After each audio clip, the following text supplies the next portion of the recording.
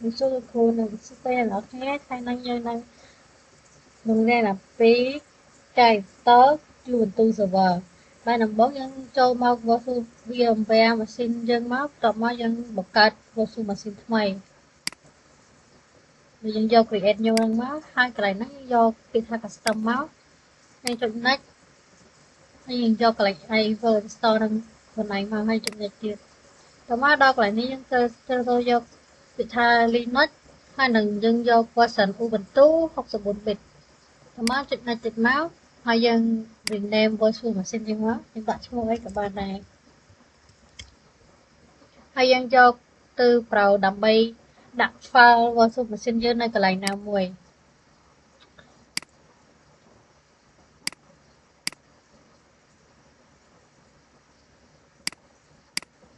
má dân định móc hai cái này dân bạch đầu ở vị tế chích này hai chụp bộ memory dân cho 4G năng một hay chụp chích tới next next next hai cái này dân đã biết tầm một file ban này dân chụp TP1 dân ngoài bị store về chỉ là single file hai chụp định máu next finish តើមកយើងបាន virtual machine មួយហើយដើម្បីដាក់ Ubuntu server ចុះបានយើងត្រូវចូល setting នេះកន្លែងនេះយើងទៅយកពាក្យថា DVD ហើយ CD ហ្នឹងមកហើយយើងយកកន្លែងនេះដើម្បីទៅប្រើយក file ISO ហ្នឹងមកដើម្បីដាក់ឲ្យវាដំណើរការដល់ខ្ញុំដាក់ក្នុង folder នេះចាខ្ញុំចុច open មកហើយយើងចុចពាក្យថា OK មកហើយយើង power on virtual machine ហ្នឹងមក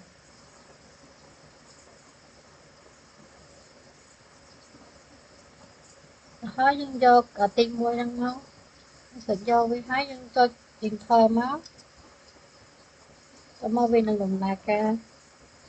អសិនហើយ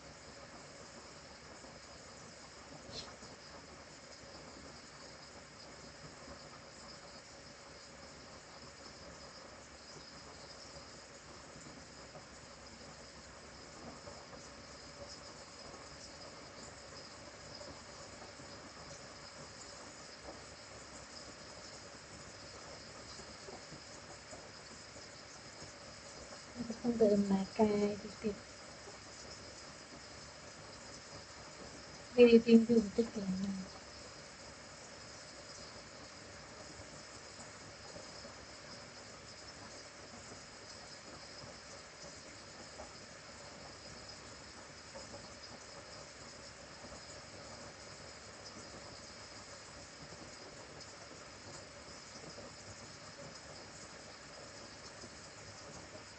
យើងចាំវាដល់ឡើងទាំងហ្នឹងមកហើយយើងចូលយកពាក្យភាសាអង់គ្លេសហ្នឹងមកហើយយើងចុច enter មក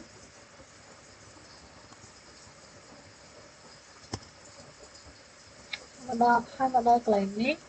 យើងយក alert មកដើម្បីឲ្យវា update ថ្មីមកកាន់កុំព្យូទ័រយើងហើយយើងចុច enter មកហើយយើងរងចាំឲ្យវាដើរឲ្យពេញទើបយើងតដំណើរការធ្វើការងាររបស់ទៀតយើងចាំឲ្យវាដើរពេញយ៉ាងខៀវដើរពេញសិនមកដល់វាមានចំនួន66 MB ណា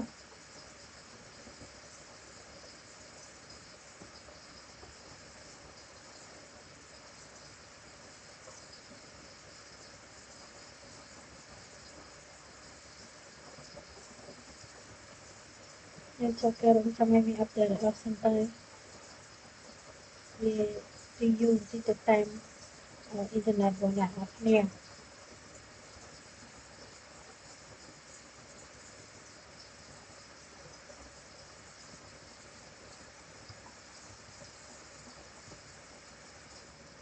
ដល់ហើយនេះអ្នកនរគ្នា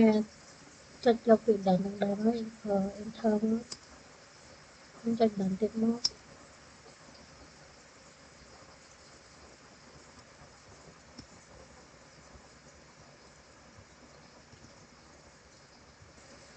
ហើយយកពីដើមទៀតមកដើមទៀតទៅហើយតែនេះធ្វើការតេស្តបន្តិចវាធ្វើការតែវាដំណើរការសិនទៅ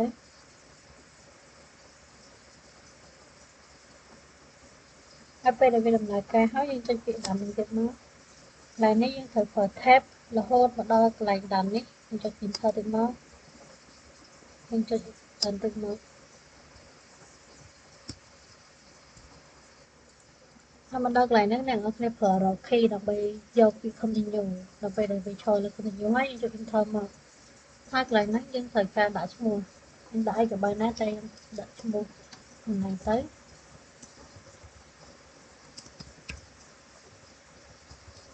ចុច tab ដើម្បីចូលមក column ក្រោមដាក់ឈ្មោះដូចគ្នាក៏បានដែរ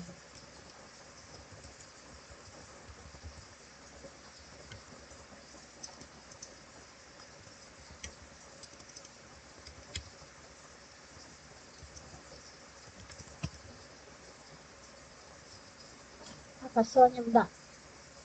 អីក៏បានដែរហើយយើងងាយស្រួលចាំខ្លួនឯងខ្ញុំដាក់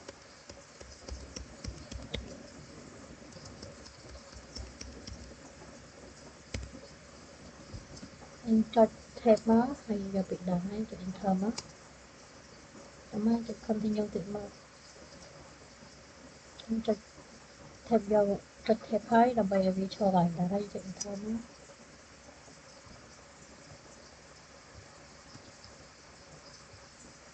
ដល់កន្លែងហ្នឹងអ្នកនរគ្នាចុច tab មកដើម្បីយកពីដើមហើយចុច enter មកតាមដល់ហ្នឹងវាកំពុងតែ download យូរតួយើងហើយយើងនឹងចាំវារហូតដល់ចេញពាក្យថា success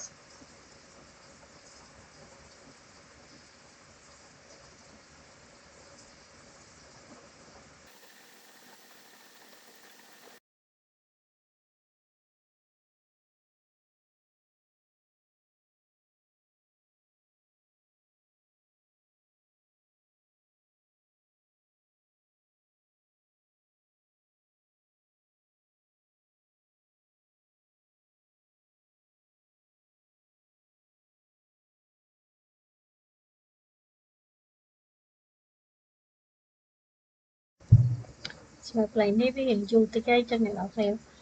ជាយើងពងចាប់វាបន្តិចមកកំពុងតែដំណើរការ download អីដែលមានក្នុងវាបន្ទូហ្នឹង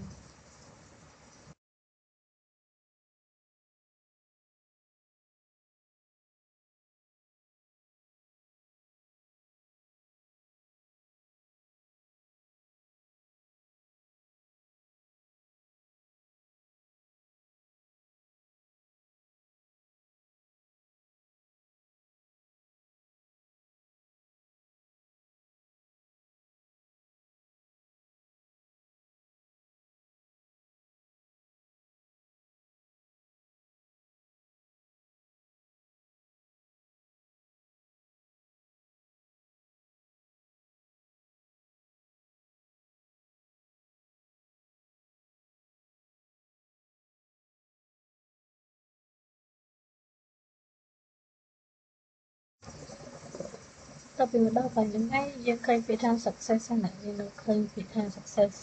CMD interpret success ហើយបើថាយើង download ពេញហើយតោះមកយើងចុច close មកហើយយើងយកពាក្យថា reboot now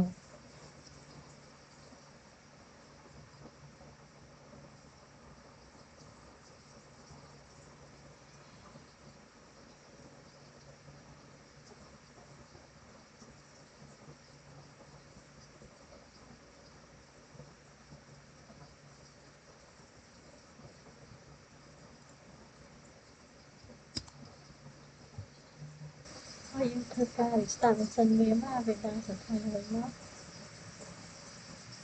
ហើយដល់នេះយើងធ្វើការ login វាការ login វាដោយសារយើង install យកបន្ទូលរួចរាល់ហើយអញ្ចឹងចូល login វាមកឈ្មោះpassword យើងថាឧបទូនេះមកអត់ទេអញ្ចឹងយើងត្រូវការចាំ password យើងហើយយើងធ្វើការ enter មក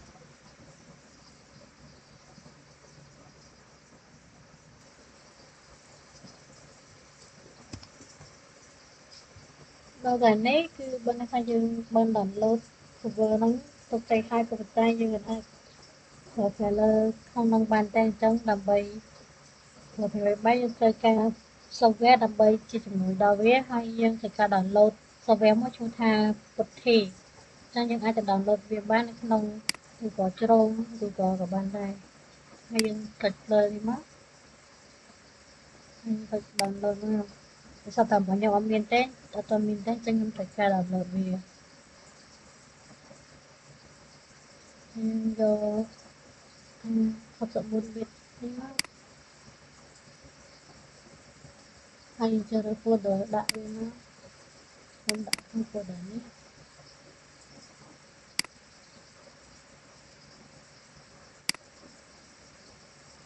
ហើយយើងទៅការតម្លៃមកនេះនេះនេះខ្ញុំធ្វើការតម្លើងកម្មវិធី software មួយឈ្មោះថា ST នឹងដើម្បីធ្វើការ remote ទូ server យើងហើយតមកវានឹងចុចឲ្យ allow លើ PC យើងចុចពាក្យថា yes មក finish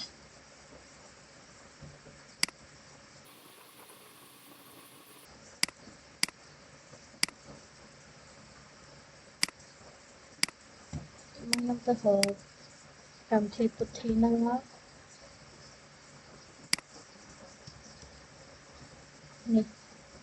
នេះគឺជាកម្មវិធីពុទ្ធីដែលខ្ញុំបាន download ហើយចុច run as administrator មកហើយយើងចុច allow វាពាក្យថា yes មកដល់កន្លែងនេះយើងត្រូវការយក IP address វាដើម្បីមក connect ចូលហើយដើម្បីទៅយក IP វាបានយើងត្រូវចូលទៅក្នុងកន្លែង Virtual Machine វិញមកហើយយើងវាយពាក្យថា IP addr ហើយយើងចុច enter មកវានឹងបង្ហាញ IP address មកយើងហើយតោះមកយើងនឹងឃើញថា IP របស់ខ្ញុំគឺ 192.168.24.149 ហើយយើងចូលទៅកម្មវិធីពុទ្ធីហ្នឹងមកហើយយើងវាយតាមហ្នឹងមក 192.168.24.149 តោះមកចុច save វា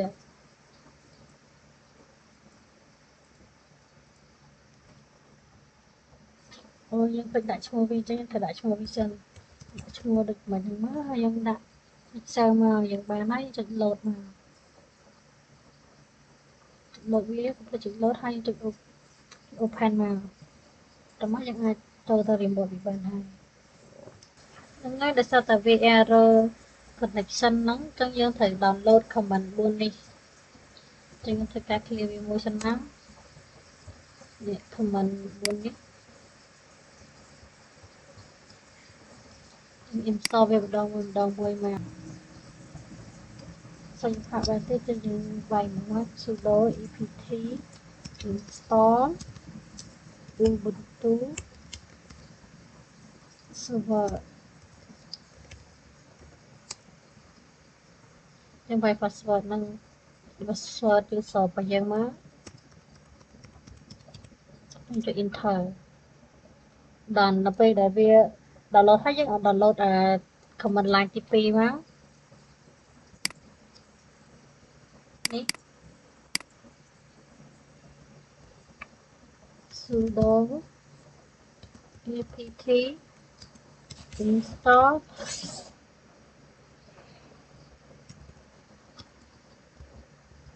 open ssh server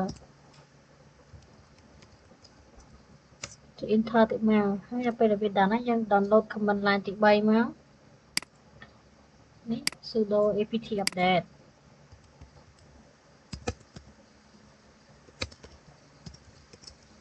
ហើយចុច enter តិចមកយើងចាំវា download សិនមកដល់ពេលដែល download រួចហើយយើង download command line ទី4ហ្នឹងមកគឺ sudo apt get install ssh apt get install ssh ដល់ពេលយើងវាយហើយយើងចុច enter មកឲ្យវា download តិចមកចុចមកចុច file ដើម្បីវា download វាកំពុងតែ download ហើយចាំតិច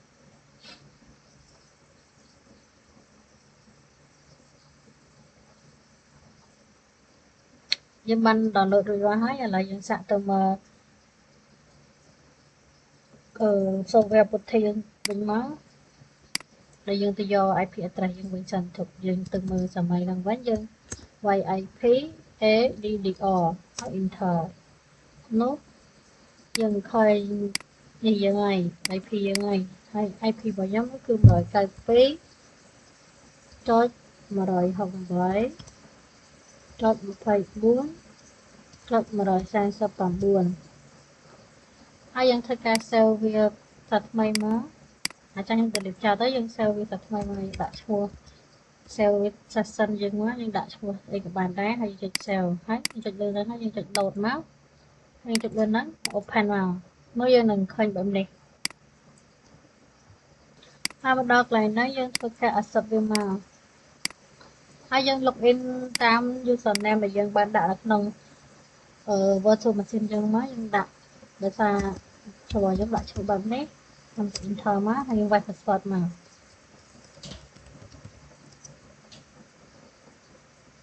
ពេលដែលយើងចេញបែបហ្នឹងគឺបានន័យថា server Ubuntu យើងបាន install ទុកជ័យហើយយើងអាច remote តាមកម្មវិធី Putty នឹងបានហើយអញ្ចឹងវីដេអូនេះមានតែប៉ុណ្្នឹងទេអរគុណ